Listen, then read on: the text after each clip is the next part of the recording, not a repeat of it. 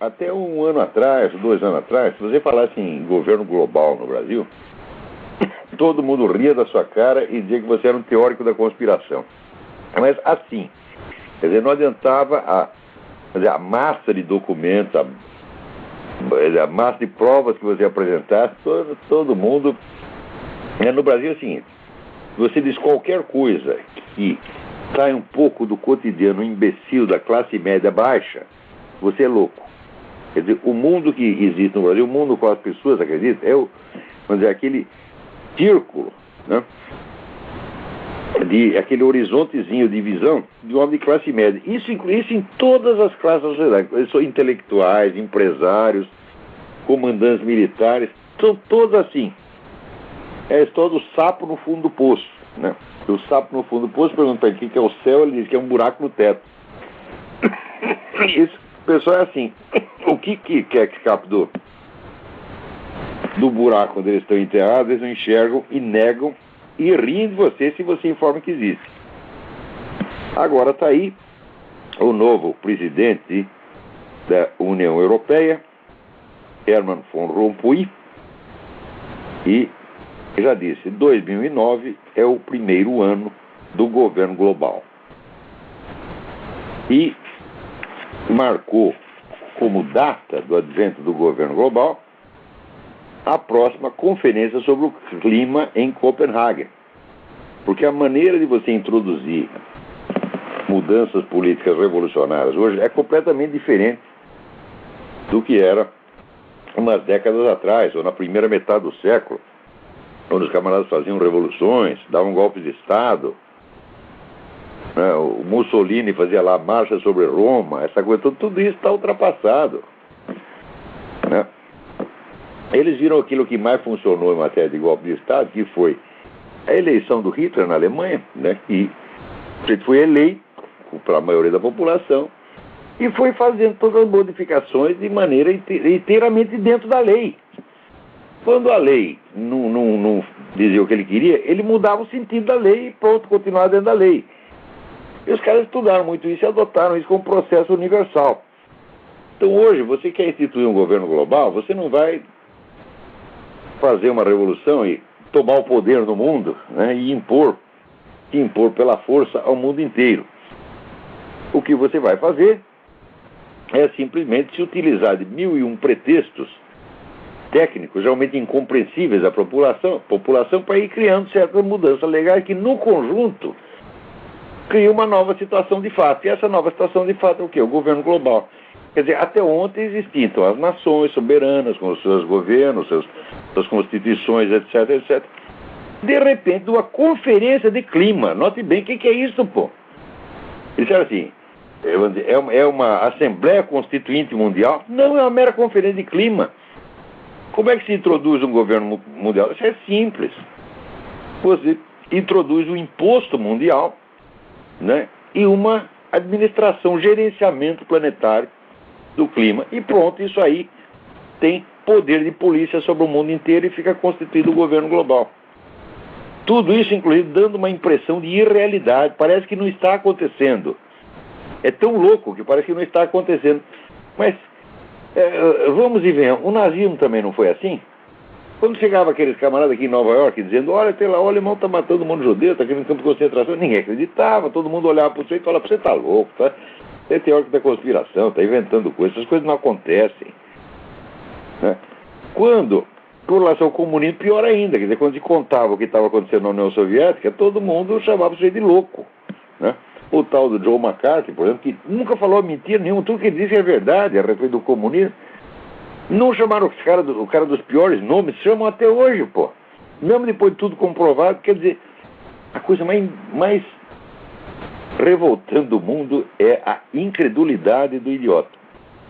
O idiota só acredita naquilo, vamos dizer, que ele acreditava ontem e anteontem, e naquilo que todos os amigos dele acreditam, e que a mãe dele acredita, e que o cachorro dele acredita, o gato dele acredita. Ele só acredita nisso aí. O que é que vem de fora, ele não atinge. Agora, enquanto isso, o deputado italiano Mario Borghese, tem até uma gravação Procurem pelo nome. Borghezio, Borghezio, Mário Borghezio. Procurem no YouTube, tem uma gravação dele, onde ele diz que o senhor Van Rompuy, o presidente da Europa, né, é um membro do Grupo Bilderberg e da Comissão Trilateral, como seria de se esperar. O que é Grupo Bilderberg? É a autoconstituída Assembleia Mundial. Os caras vão lá e decidem o que nós podemos comer, o que nós podemos vestir, o que nós temos que fazer, que imposto a nação pode cobrar, que imposto não pode. Eles decidem tudo, é um grupo de milionários absolutamente loucos, porque a maior tragédia do mundo é você dar dinheiro na mão do idiota. E lá então tem 300 idiotas cheios de dinheiro que pagam um monte de intelectual de aluguel e técnicos e engenheiros, etc, para bolar as coisas mais mirabolantes e impõe aquilo como se fosse, né, a vontade de Deus ou a vontade popular universal.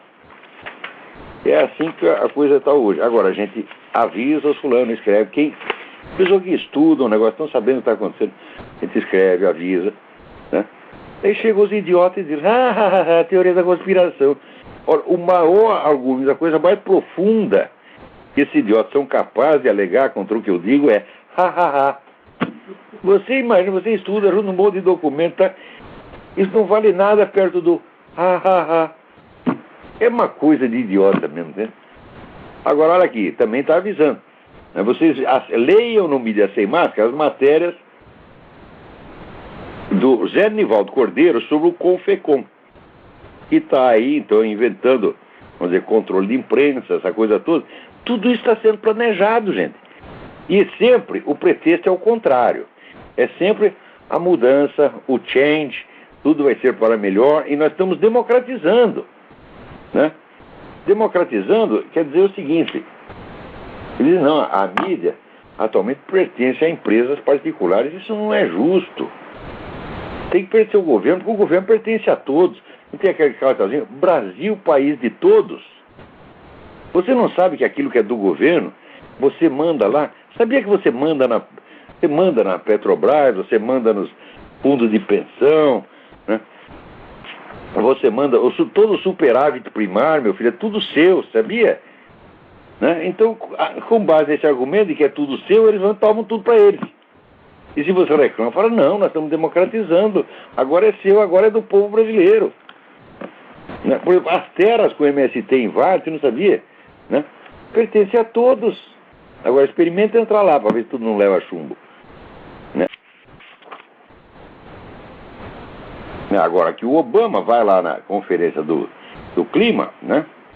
E ele está louquinho para que haja não só o imposto mundial, né, no qual assim, os países mais ricos, os Estados Unidos e a Europa Ocidental, vão ter que dar 10 trilhões, né, para o terceiro mundo. Você sabe que toda a riqueza dos Estados Unidos foi tudo roubado do terceiro mundo. Onde estaria a economia americana se não fosse a Zâmbia, se não fosse Serra Leoa? Tá certo? Foi tudo produzido lá, os americanos que roubaram, minha gente. Você não sabia? Foi tudo produzido em Cuba. Né? Então, os americanos viram só de roubar isso aí. Ai, meu Deus do céu. Né? Então, agora tem que fazer imposto mundial para instituir a igualdade. Não é mais a igualdade entre os cidadãos. Porque, primeiro, assim, era igualdade perante a lei. Depois virou a igualdade quantitativa. Né? Financeira quantitativa entre todo mundo. Mas não, agora também entre os países. Quer dizer, não, é injusto ter mais dinheiro nos Estados Unidos do que na Serra Leoa, não é? Você não acha? Então, se o PNB dos Estados Unidos é muito grande e o da Serra Leoa é zero, você tem que dar metade para a Serra Leoa, meu Deus do céu. E está lá o Obama para isso. Esse vagabundo foi posto lá com o dinheiro da Arábia Saudita, viveu o dinheiro da Arábia Saudita a vida inteira, e agora está lá para servir a Arábia Saudita. É assim que está acontecendo. Agora, enquanto isso, apareceram os climatologistas ligados a esse negócio do aquecimento global, que esse é outro truque para criar o governo global, e disseram, por que nós vamos fazer? Porque é o seguinte, o fato é que a temperatura terrestre ficou estável nos últimos 10 anos, o que nós vamos fazer? E estavam lá desesperados, né? E aí um hacker descobriu uma troca de e-mails entre cientistas ligados a esse negócio de aquecimento global, um tramando com o outro. Como é que nós vamos enganar a população? Vê aí, seleciona os dados que vai ter que esconder. É tudo assim. Aposto que na mídia brasileira não saiu uma linha sobre isso aí, que é o escândalo dos escândalos. É um negócio incrível, que eu tinha acabado de publicar no Diário do Comércio um artigo dizendo que a fraude científica se tornou o meio normal e usual de governo do mundo. Você quer implantar uma coisa, então você cria um alarmismo qualquer mediante uma série de pesquisas encomendadas já com o resultado pronto. Chama lá, ok, senhor doutor, faz uma pesquisa e prova que não sei o que, não sei o que, não sei o que.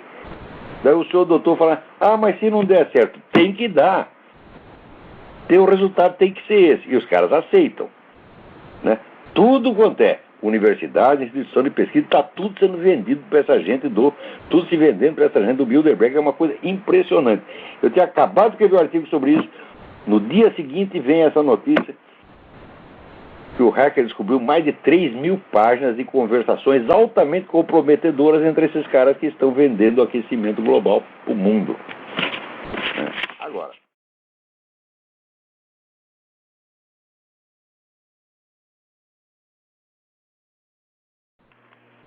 olha, eu acho que o assunto importante aí no plano internacional ainda é esse problema, vamos dizer, dos e-mails descobertos por 2 hackers e trouxeram à luz a vigarice, toda a montagem de falsas provas articulada por climatologistas de renome internacional para dar uma sustentação, só dizendo, científica a essa coisa do aquecimento global, e não só aquecimento global, mas a teoria das causas humanas do aquecimento global. É muito importante entender que esses cientistas que foram assim desmascarados não são cientistas quaisquer, mas são os principais autores do relatório do painel intergovernamental das Nações Unidas sobre a mudança climática, o IPCC. Este relatório do IPCC, por sua vez, é o fundamento principal dessa reunião em Copenhague, onde se pretende implantar um imposto mundial sob a alegação de combate ao aquecimento global.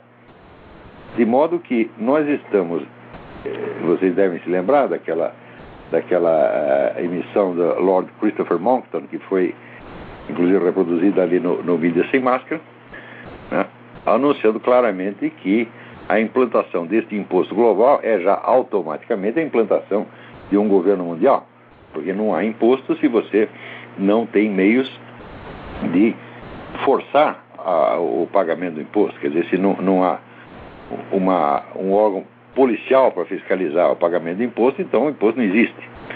Então, a implantação do imposto mundial já é automaticamente a criação de um poder mundial capaz de se impor a cidadãos de quaisquer países do mundo, forçando ao pagamento de imposto e se impor também a todos os governos. Ora, isso aí é a novidade, a mutação mais revolucionária de todos os tempos. Porque a implantação do governo mundial não é só um crescimento do organismo estatal para o nível global. Você vê que uma das funções principais do governo é representar um povo perante outros povos. Quer dizer, você tem uma função de representação. Quer dizer, se não há um povo estrangeiro perante o qual você tenha de ser representado, a própria existência de governo se transforma, vamos dizer, num fenômeno meio estranho. Agora, o governo global, ele representa que nação? Não uma nação, nem essa, nem aquela, mas representa a humanidade. Ele representa perante quem? Perante extraterrestres? Só pode ser. Quer dizer, se não há um possível inimigo externo ou um possível aliado externo, se não há relações exteriores, a própria noção de governo fica totalmente alterada. Porque desde que o mundo é mundo, as relações exteriores é uma das funções fundamentais, né, do governo. Quer dizer, o governo é o órgão que representa um povo perante outro, que o defende de outros povos, que o articula com outros povos por relações diplomáticas, comerciais, culturais, etc, etc. Muito bem, o governo mundial vai fazer isso perante quem? Tá certo? Então, é de se prever que essa coisa de extraterrestres daqui a pouco comece a ter alguma relevância política. É capaz de você. Muito em breve vocês ouvirão autoridades mundiais começarem a falar. Eu não estou brincando, não. Isso não é uma piada, isso é coisa séria. Estudos a esse respeito já vêm sendo desenvolvidos há 60 anos. Vocês dizendo que a própria ideia do aquecimento global, do perigo ecológico, isso surgiu de um estudo feito mais de 50 anos atrás. O governo americano e outras entidades juntaram lá um grupo de estudiosos e cientistas para investigar a questão: qual seria o substitutivo da guerra, possível substituto da guerra, como fator de unidade social. Ao longo de toda a história humana, o fator mais coesivo que existe, aquilo que mais facilmente junta um povo, é o conflito com outro povo. Né? Então, em uma situação de governo mundial, não há, evidentemente, mais guerra. Só a guerra desaparece e é substituída por operações policiais. Quer dizer, se o governo mundial tem que reprimir um povo que está saindo da linha, no seu entender, isso não é uma guerra, é uma simples operação punitiva. Né? É como o Império Mongol. Nós sabemos que o Império Mongol viveu em guerras, mas ele não chamava de guerras, ele chamava de expedições punitivas. Porque do ponto de vista do Império Mongol só havia duas regiões no mundo. E havia o Império Mongol e havia as regiões rebeladas. Isso é todo o resto do mundo. Então, o governo mongol não reconhecia outros governos. Só existiam, ele já era um governo mundial no seu próprio entender. Então, só havia o governo mongol e províncias rebeladas. Então, não havia guerra, evidentemente. É uma expedição policial, ou como eles chamavam, expedição punitiva. Agora nós voltamos à mesma situação. Com o governo mundial, se um povo, por exemplo, se recusa a obedecer às normas do governo mundial, pode fazer, não uma guerra, mas uma operação punitiva. Mas a operação punitiva, ela, longe de poder ser um fator de coesão da sociedade, é um fator divisivo.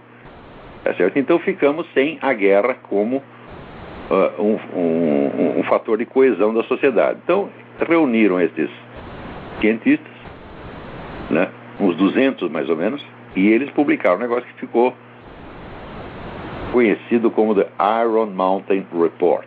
Iron Mountain porque é o lugar onde eles se reuniam. Esse escrito circulou anonimamente até que o economista John Kenneth Galbraith, ele confessou que ele era um dos autores. Ele disse: não, eu estive lá, participei da reunião, eu sou um dos autores desse negócio. Não posso dizer o nome dos outros, mas se eles quiserem, eles podem fazer como eu e revelar que participaram disso. A conclusão do Iron Mountain Report é que havia dois possíveis fatores coesivos a que um governo mundial poderia apelar para criar um senso de unidade da população, né? Algo que unificasse toda a população num esforço comum. O primeiro era os extraterrestres, na hipótese de invasão de marcianos. Quer dizer, se a Terra fosse invadida, naturalmente a humanidade, né, se uniria para combatê-los. Né? Como os extraterrestres não parecem estar com muita pressa de fazer isso, né, de invadir o planeta Terra, então sobrava o plano B. O que era o plano B? Alguma grande catástrofe natural de proporções planetárias. Então o que foi sugerido aí foi exatamente, vamos dizer, uma crise ecológica. Uma crise que não tem manifestações concretas. Crise que até hoje, ela é mais uma previsão do que uma realidade. Você tem crises ecológicas localizadas, como por exemplo teve o negócio de Chernobyl, tá? Mas acontece que crises ecológicas localizadas existem desde que o planeta apareceu. Por exemplo, o deserto do Saara não é um deserto natural, ele surgiu de uma catástrofe ecológica. Ali, antigamente, havia floresta ali e sumiu tudo. Então, essas crises ecológicas existem desde que o mundo é mundo. E essa história de que é a indústria, a tecnologia que está criando, fala, olha, isso é apenas uma hipótese que jamais foi provada. Né? Ao contrário, você vê que a tecnologia, ela pode criar crises ecológicas locais, como criou em Chernobyl, ou, por exemplo, em Pequim, Beijing, onde a poluição é absolutamente irrespirável, ninguém pode sair de casa. Mas, ao mesmo tempo, a tecnologia é responsável por novas modalidades de integração do homem na natureza que são um sucesso espetacular. Quer dizer, quando você anda aqui pelo interior dos Estados Unidos, né, onde você tem vamos dizer, uma forma de vida que não é mais urbana, mas também não é rural, né? O nosso sociólogo Gilberto Freire chamava de civilização rurbana, né, que era meio rural, meio urbana. Você vê que isso é um sucesso ecológico absolutamente espetacular. São formas de existência social onde você tem todos os confortos da tecnologia e, ao mesmo tempo, a natureza está respeitada, né? Isso tudo é fruto da própria tecnologia. Então, é difícil você dizer se a tecnologia é um fator de crise ecológica ou um fator que nos defende de crise ecológica, né? Essa ideia da tecnologia como sendo uma coisa eminentemente destrutiva é mais uma figura de linguagem do que qualquer outra coisa. Então,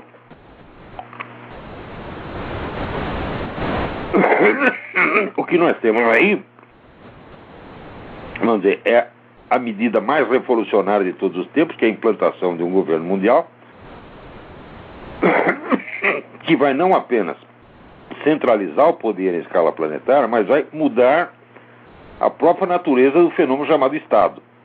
E isso tudo está para acontecer baseado num relatório que foi todo montado por meio de fraude. Evidentemente, esse é um fenômeno esquisitíssimo, isso nunca aconteceu na história humana, e é exatamente o que nós estamos vivendo. Aquela conferência do Lord Monckton adquire nesse contexto onde é uma importância extraordinária. Eu sugiro que vocês ouçam aquilo de novo. Ao mesmo tempo, o caráter farsesco dessa coisa ainda é reforçado, vamos dizer, pela circunstância social que está acontecendo, onde ali as prostitutas dinamarquesas estão oferecendo sexo grátis aos participantes da conferência de Copenhague, né? Inclusive o seu Obama, aproveitando que está lá distante da dona Michelle, ele pode se prevalecer dessa oferta que foi feita pela Sindicato Dinamarquês das Trabalhadoras do Sexo. São 79 prostitutas, onde você mostra o crachá da Conferência da Mudança Climática e você dispõe dos serviços eróticos gratuitos. E aquelas senhoritas, muito bonitas, adoráveis, estão lá, então, à disposição desta elite científica, né, internacional que vai salvar o planeta. Não é um negócio fantástico? Não.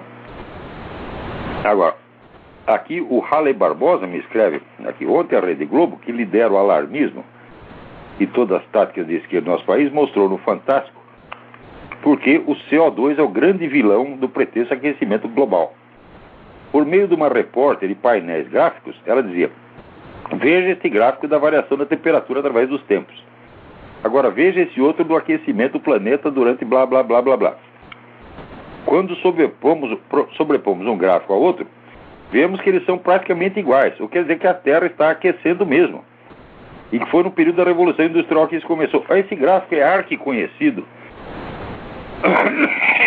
porque quem colocou o gráfico em circulação foi o Al Gore, quando ele lançou o livro dele, a famosa Verdade Inconveniente, que é o título invertido, porque você já viu uma verdade inconveniente, né, ser publicada em toda a mídia mundial, aparecer na televisão, todo o pessoal do show business, está todo mundo agora anunciando uma verdade inconveniente? Você já viu uma coisa dessa?